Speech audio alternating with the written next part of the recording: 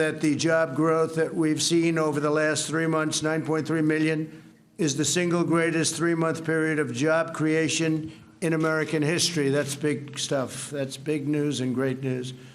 Over the past 3 months, the United States has surpassed market expectations by a total of 12 million new jobs.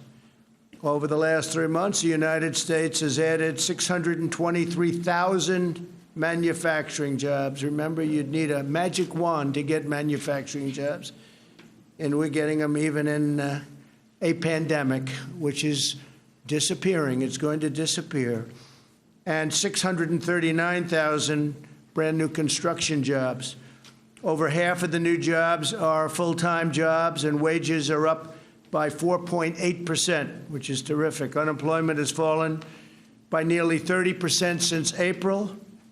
Think of that, 30% since April. Hispanic American unemployment has decreased by nearly 32%.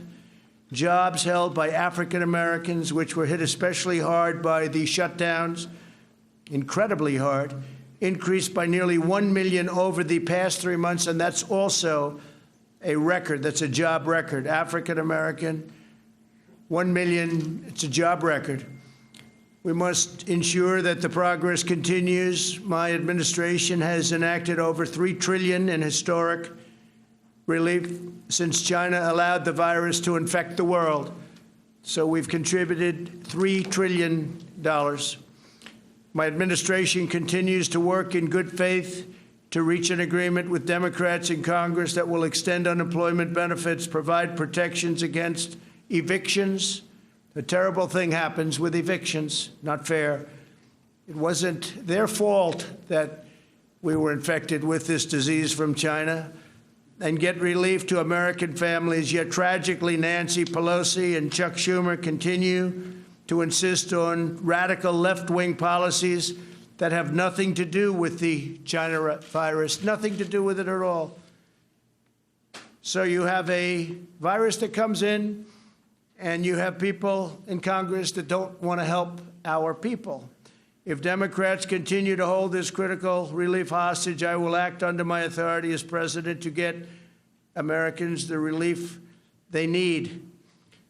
And what we're talking about is deferring the payroll tax for a period of months till the end of the year, and I can extend it at a certain period. Hopefully, I will be here to do the job. We're going to do the job. We've been doing a job like nobody could. Nobody would, actually. And so we're going to have the payroll tax go till the end of the year, and it'll be retroactive to July 1st. So we're going to go back to July 1st, and it'll go to the end of the year, payroll tax. At the end of the year, it may be extended. We're going to enhance unemployment benefits through the end of the year. So unemployment benefits will be, that's a big one, will be brought out to the end of the year, and defer student loan payments and forgive interest until further notice. So students who are paying student loans, and in many cases they're not even allowed to go back into their colleges. Extend the eviction moratorium. We will be extending that so people aren't evicted, not their fault. We had a lengthy discussion this morning with President Macron of France concerning numerous subjects, but in particular the catastrophic event which took place in Beirut, Lebanon. Horrible, horrible event. At 3 p.m. this afternoon, I spoke with President Aoun of Lebanon to inform him that 3 large aircraft are on the way, and they're fully loaded with medical supplies, food, water, and many other things. Lots of emergency equipment. Also, first responders, technicians, doctors, and nurses are on their way. This was an event like the world has not seen for a long time. Horrible event. We'll be having a conference call on Sunday with President Macron, leaders of Lebanon, and leaders from various parts of the world. Everyone wants to help. We spoke to a lot of people. They all want to help.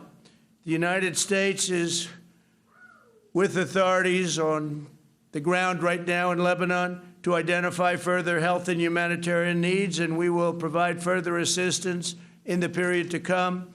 We're working very closely with their government and with their leaders. And on behalf of the United States, I want to extend our condolences to all of the families, a much larger number of families than anybody would have thought and than anybody at first thought. But all of those families who lost loved ones, relatives, friends in this horrible tragedy, we stand firmly with the people of Lebanon and will continue to offer our full support through this very difficult time. We have not seen anything like this in a long time.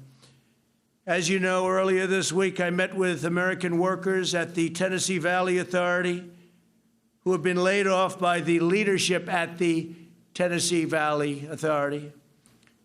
As you know, this is a form of utility.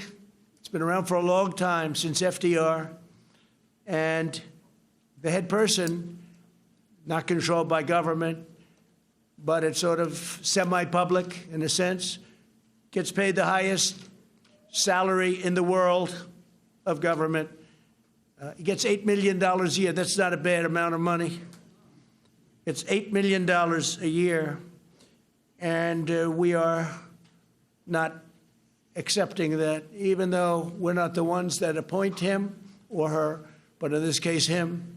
We're not accepting somebody getting paid $8 million a year. This has been going on for many years. And we will do something about that, and we're already in negotiations right now, including possible termination. They and hundreds of their fellow American tech workers, the workers at the TVA, were being terminated from their positions on top of all of this and on top of the $8 million salary and a chief of staff who makes much more than $1 million a year. But on top of all that, they were being terminated from their positions, these incredible people, in order to train the lower-cost foreign workers imported to replace them. How's that for a law? And this was set up originally to create jobs and economic development. And now they're getting fired, and they're supposed to train people for a much lower, who get a much lower salary. It's crazy. This was a grave injustice. I fired the chairman of the board in response. On Friday, I fired the chairman of the board, along with one other board member. That's the one thing we have. We have the right to fire board members. And I made it clear that if they did not swiftly reverse course, I would continue with these firings of the board members. And we just were informed that they have agreed to change course totally. And today I'm proud to announce that a major victory for the workers of Tennessee and Kentucky and other areas that are covered, great states, that the leadership of the TVA has canceled all of the layoffs and given hundreds of American workers their jobs back. They're being rehired as we speak. In this administration, we live by two rules: buy American and hire American. You can't do that. Can't fire all our workers and hire people back from other faraway parts of the world at lower prices, especially when they have to train the people. And they can never train them as good as what you have, because they've been there for many years. They've done a fantastic job. And they love the TVA. We had a lot of people in the office the other day. A lot of the media was covering it. They love the Tennessee Valley Authority. So, and they're so proud to work for it. But this happened, and it was a terrible thing. So now they're going to get their jobs back. They're all going to be getting their jobs back. Nearly every nation on earth continues to combat the virus. A number of countries are seeing a surge in new cases, including Japan, the Philippines, major parts of Europe. Cases continue to surge in Latin America. It's right now the most infected place anywhere in the world.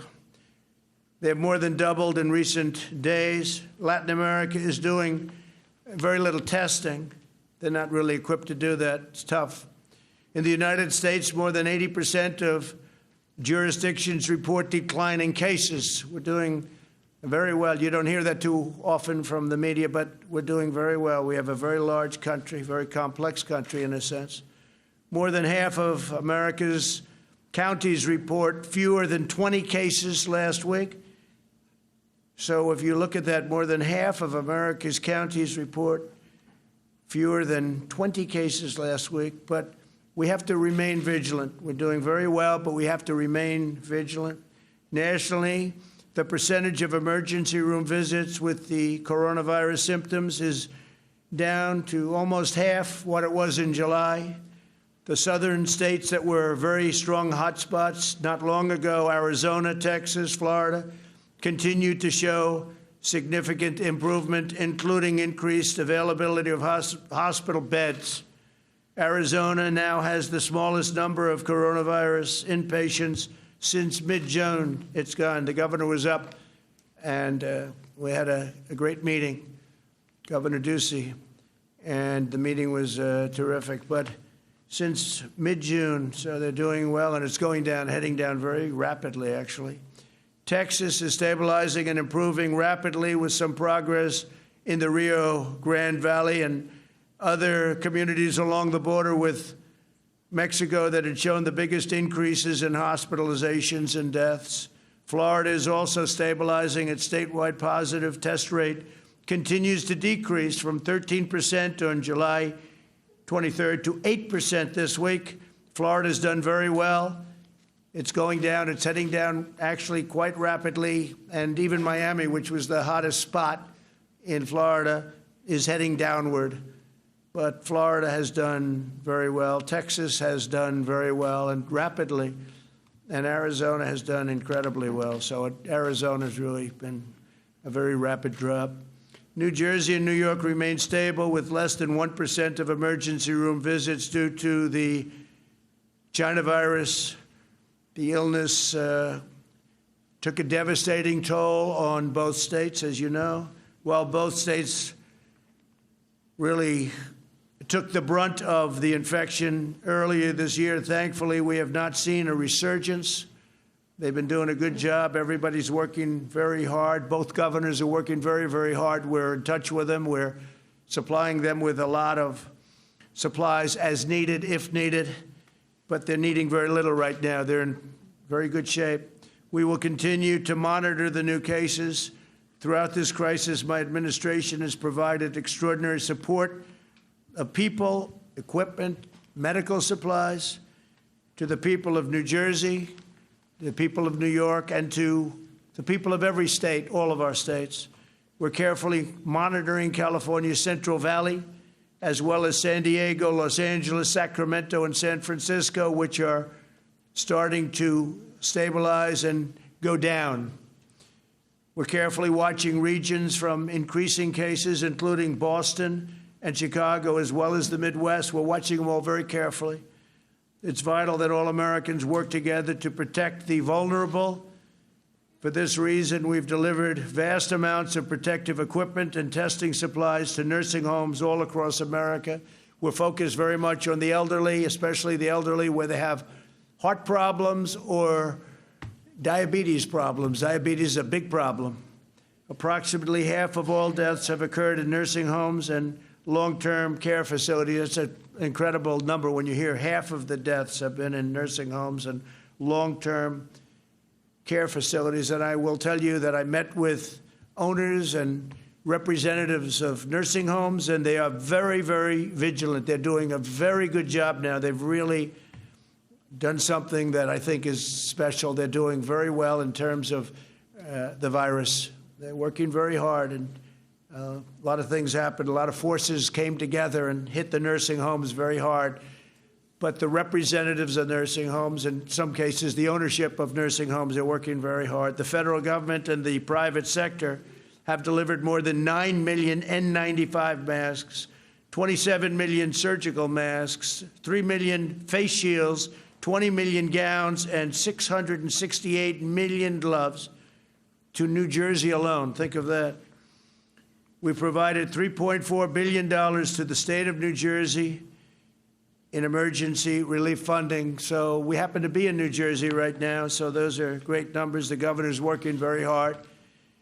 Governor Murphy's doing a good job. We're working very closely with him. We've also provided nearly $5 billion to New Jersey hospitals and healthcare facilities. And through the Paycheck Protection Program that you all know so well, we provided $23 billion to support more than 250,000 New Jersey small businesses. A lot of the small businesses that you see that are opening now and going to do well, they're there because of what we did with Paycheck Protection. On therapeutics and vaccine updates, 3 vaccine candidates have now moved into phase 3 trials. This would be years ahead of schedule. We have done wonders with the FDA. I want to thank the FDA and all of the great people there and Dr. Hahn. But we have phase 3 trials already going on, which is most people would have said impossible to even think about. Today, Pfizer announced that it will manufacture Gilead's drug remdesivir, where we've had tremendous success. Last week alone, my administration procured and distributed over 120,000 vials of remdesivir, enough to treat more than 19,000 patients. Plasma treatments continue to show incredibly encouraging results, really incredible what's going on. And if you can go to a blood bank, if you've had this disease and beat it, and there are a lot of people that have, if you could, go to a blood bank and donate, that would be a tremendous help. The United States is only 5% of the world's population, but we have conducted over 25% of the world's testing. Think of that, 5%, and we've given 25% of the world's testing. Any proper global analysis of confirmed cases must really take this into account, because we're constantly showing cases are up. Well, the reason cases are up because we're doing, one of the reasons, we're doing a lot of testing. We're doing much more testing than anyone else, close to 65 million tests, where other countries have done very little testing. They'll test people if they get sick. They'll test people if they go into the hospital. They'll test certain people. We're doing tremendous testing. And we're especially doing big testing at the nursing homes. Over the last week, the testing turnaround times have declined significantly as our major commercial labs have begun pooling samples. And we've also been able to send out many more of the tests, which are the 5-minute to 15-minute result tests. Testing samples from multiple patients in one batch is also something that we're very focused on and doing. But in the not-too-distant future, we'll have so many tests where it's a quick test. They call it a quick test, 5 minutes to 15 minutes. So we won't even have to worry too much about the process of sending and receiving. Because if you figure it takes a day to send and a day to receive, and let's say a day at the laboratory, that's 3 days right there. And the other tests, you can have them in 5 to 15 minutes. Over the next 2 weeks, I'll be pursuing a major executive order requiring health insurance companies to cover all pre-existing conditions for all customers. That's a big thing. I've always been very strongly in favor. We have to cover pre-existing conditions. So we will be pursuing a major executive order requiring health insurance companies to cover all pre-existing conditions for all of its customers. This has never been done before, but it's time the people of our country are properly represented and properly taken care of. This follows a series of executive orders to lower drug prices and lower prescription drug prices, and significantly. We had the only year, which was last year, where drug prices went down in 51 years. But we're talking about going down at a level that nobody has even thought possible now, even though the drug companies are running very big ads on me, but that's usually a reason. They're not too happy. They can't be too thrilled. But they've made a lot of money over the years, and prices just go up. Not fair. This includes a landmark executive order requiring drug companies to change Americans and charge Americans no more than they charge to foreign countries. So they have to charge Americans no more than they charge to foreign countries. That means our country can't be charged more. So if Germany gets drugs at a very small or low price, And we're paying many times that price in the United States because we pay for all of the research, the development, the promotion, and other things. We will get what's called a favored nations clause we're going to have, and I signed a favored nations clause, so that the United States, which is the #1 purchaser of drugs by far in the world, biggest purchaser in the world, not even close. You have other countries that are bigger. If you look at India, China, et cetera, not too many. But we have countries that are bigger, but not even close in terms of ordering drugs. We're the #1 country in the world. But we have a favored nation. So if somebody has a drug, in many cases it comes from a plant, the same plant. It's the same pill. It's the same medicine or medication. Whatever the lowest country charges. So if Germany charges 10 cents for a pill and we charge $2, and I only use Germany as an example, then we get that for 10 cents. So what's going to happen is that's going to go up a little bit and ours is going to come down a whole lot. So it's favored nations, and I will tell you that Big Pharma is not happy. For too long, we've been forced to subsidize cheaper drug prices in foreign countries. We've subsidized them to a level that nobody can believe. Nobody talked about it. Everybody wondered, how come every president that runs for office says they're going to lower drug prices, and they never do. They go through the roof. Over the last administration, they went up like skyrocketing. That's Biden. Biden's not going to be able to do it. He has no clue. So what's happening is we are going to be working to get rid of all the subsidy to foreign lands, and we're going to give essentially all of the benefit that, frankly, they have as great negotiators. Those benefits are going to go to our people. So it's called a favored nations clause, and you can look it up and you can see, and nobody's had the courage to institute it, to call it, because it's a very big step. But it's something that is going to drive drug prices down 50, 60, maybe even 70%. Talking about numbers that are unbelievable. I also signed an executive order stopping middlemen from taking advantage of Medicare patients by charging higher prices to them and pocketing the discounts for themselves. These are some of the richest people in the world. Everyone talked about middlemen. I've heard about them for years on prescription drug prices. Middlemen. I guess you'd have to say, to be politically correct, middlemen and women. But you never heard the middlewoman before. You heard middlemen. That's the term.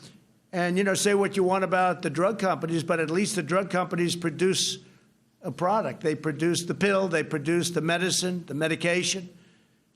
But these people make billions and billions of dollars. I don't know who they are, but they're very rich. But they won't be so rich anymore. This executive order requires these $30 billion in discounts to go straight to the American patients. So the middleman's going to be knocked out, and I'm going to lose a lot of friends, even though I have no idea who these people are. On opioids, I'm pleased to announce that my administration invested an additional $100 million to fight the opioid crisis in rural America.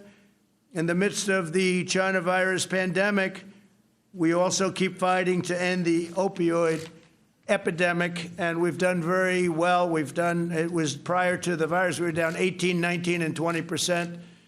But when you think about it, that means that you have 80%, and that's not acceptable. The wall is going up. We have 276 miles of wall.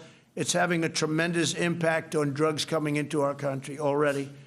It'll be finished toward the end of the year. And it's had a very, very big impact. On Portland, finally, I'd like to address that situation. Portland is a disaster. It's been a disaster for many, many years. Brave federal law enforcement officers single-handedly saved the federal courthouse in Portland from lawless rioters and agitators and anarchists, and that's what they are. When you find Molotov cocktails in somebody's knapsack and they say, no, I'm just here to have a good time. These are really sick, disturbed people. The disgraced mayor of the city has ordered the police to stand down in the face of rioters, leaving his citizens at the mercy of this mob. He was at the mercy of the mob, too. If you saw him go out there the other day, it was terrible. He went out there and they wanted to rip him apart. But fortunately, he had 5 people with him, called security. Mayor Wheeler has abdicated his duty and surrendered his city to the mob. As a result, the mob descended upon a police precinct and tried to burn it down, tear it down, rip it down, an act of attempted murder. Left-wing violent extremism poses an increasing threat to our country, and we stop it. You have no idea how much we stop, but it's an ideology we have to stop. When you commit arson, this is a quote from the mayor. He's come a long way, just made this quote. When you commit arson with an accelerant in the attempt to burn down a building that is occupied by people who have intentionally been trapped inside, you're not a demonstrator or you're not demonstrating, said Mayor Whelan. You are attempting to commit murder. That's come a long way. He's come a long way when he made that statement. What you're seeing in Portland is the radical left's agenda in action. Portland is their roadmap for America. If the radical left gets in and they treat Joe Biden as a puppet, he's merely a puppet. But if the radical left gets in, they look at Portland as a thing that they want. That's what they want. Why? Who knows? Doesn't matter. It's a different thinking. But it's a mess. And I want to thank Homeland Security. They've done a fantastic job. We had our people go in. They stopped any intrusion into the courthouse. And the courthouse was saved, and other federal buildings were saved. And we would like to be asked by the mayor and the governor. We will go in and stop the problems in Portland in 24 hours, just like we did in Minneapolis after they really hurt that city. But the National Guard went in and did a phenomenal job. It was over in 3 hours. After watching 6 days of horror, it ended in 3 hours. You all saw the scene of them walking right down the street. It was actually an unfortunate view, but an incredible view of how to do things. So we would be able to solve the Portland situation immediately, but we are supposed to be asked. If we're not asked, and if it continues, we'll have to make a decision. But it's a very easy thing for us to do. We could stop it very quickly. It's been going on now for 76 days. But our buildings are very secure. If the Democrats controlled in Washington, the Democrats' control of Washington, they'd pass, with all of the things they do, legislation gutting every single police department in America. They truly do. Many of these people want to defund the police department. At a minimum, they're going to stop money from going to the police department, but in many cases, they actually want to defund completely the police department. No city, no town, and no suburb would be safe. Your suburbs would be a disaster. Your cities, your towns would be a disaster. They want every city to be a Portland or to be a Chicago, which is totally out of control, and we're waiting for the mayor. We've sent people in to help them from an intelligence standpoint, but we're waiting for them to call the governor, the mayor. We could do a very good job in Chicago. Nobody's ever seen anything like that, this country. And yet, nationwide, numbers are good despite the Chicagos and the Portlands, and frankly, the New Yorks, when you look at what's happened in New York. 348% increase in the last number of months. Nobody's seen anything like that. It's so sad. To me, it's so sad because I love New York, and it's so sad. And all it is horrible, horrible, incompetent management by politicians that truly don't know what they're doing. So just like we saved the courthouse, we will save the United States of America. And a vast majority of people agree with me, a vast majority. Most people. They don't speak up as much as they could, but we know they're there, and everybody else knows they're there, too.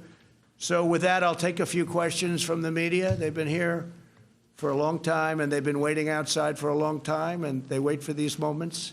It's always a lot of fun. Please, go ahead. No, you, go ahead. Oh, thank you, Mr. President. I have a couple of questions on the negotiations with Capitol Hill on the Yeah. coronavirus legislation.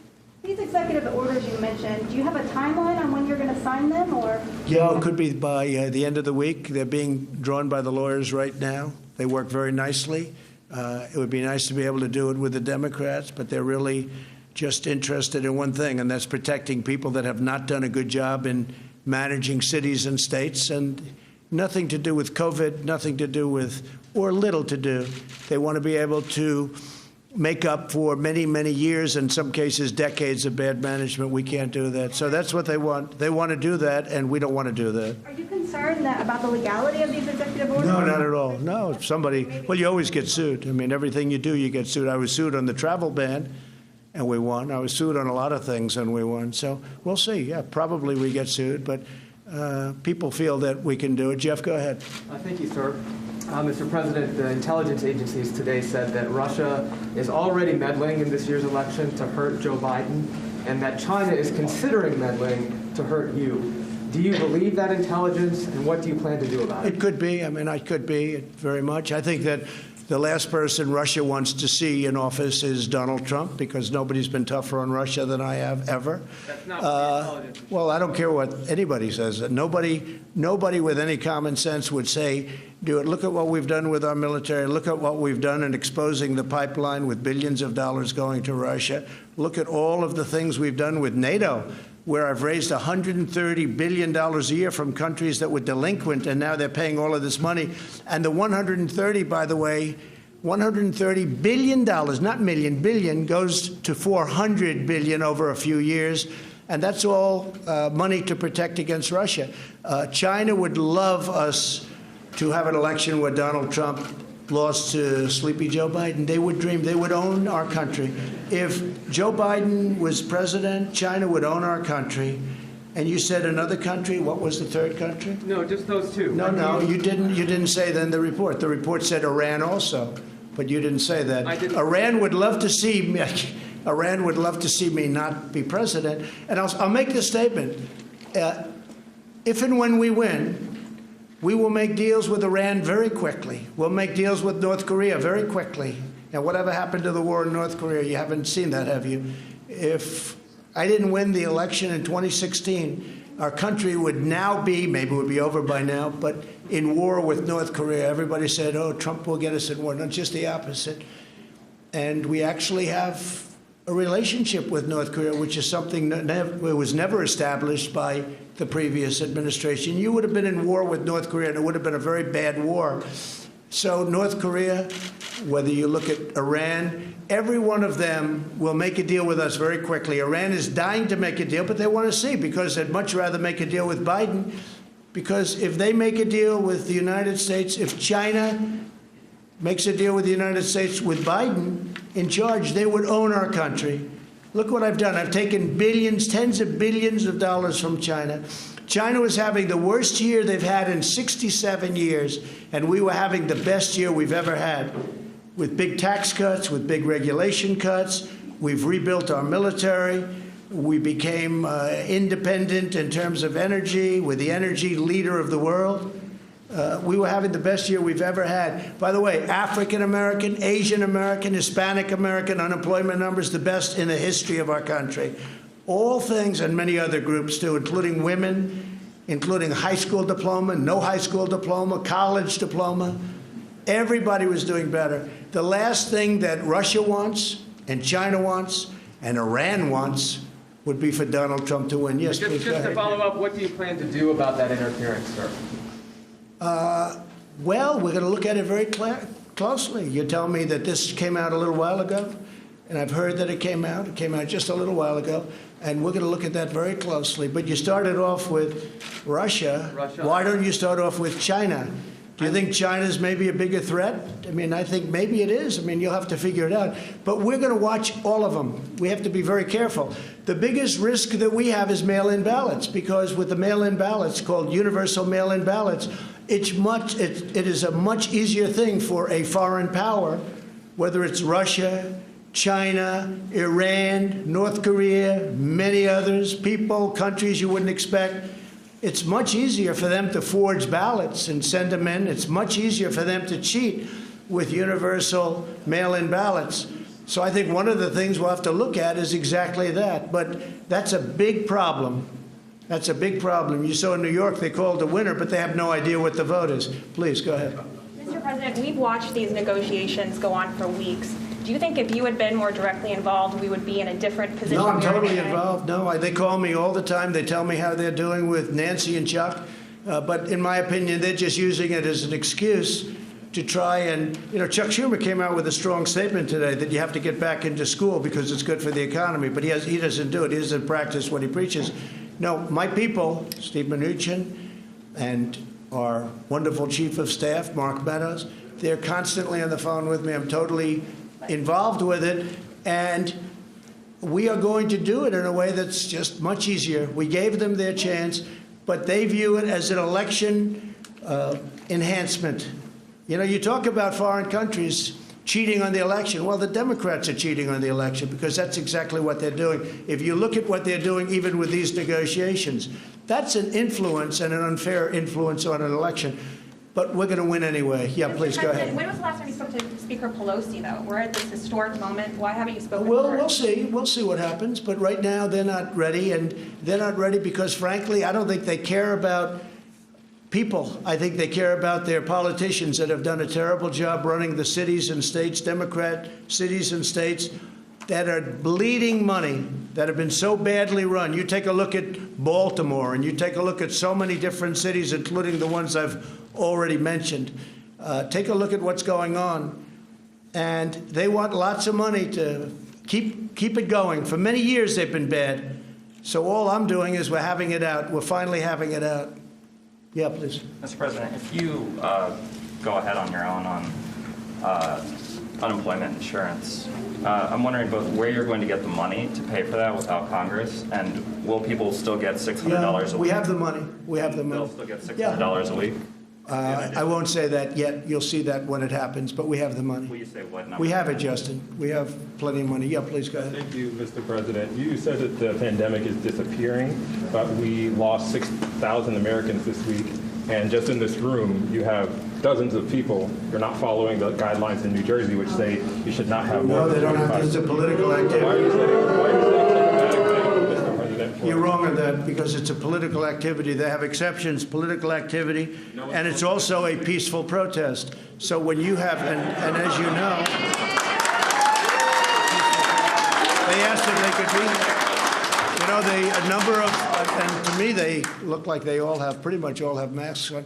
But, you have an exclusion in the law. It says peaceful protest or political activity, right? In fact, specifically, it says exactly political activity or peaceful protest. And you can call it political activity, but I'd call it peaceful protest because they heard you were coming up.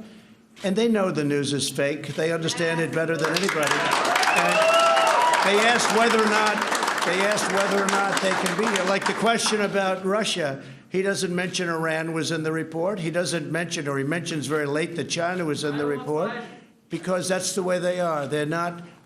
If the press in this country were honest, it wasn't corrupt, if it wasn't fake, our country would be so much further ahead. But we're doing really great. Thank you all very much. Thank you very much.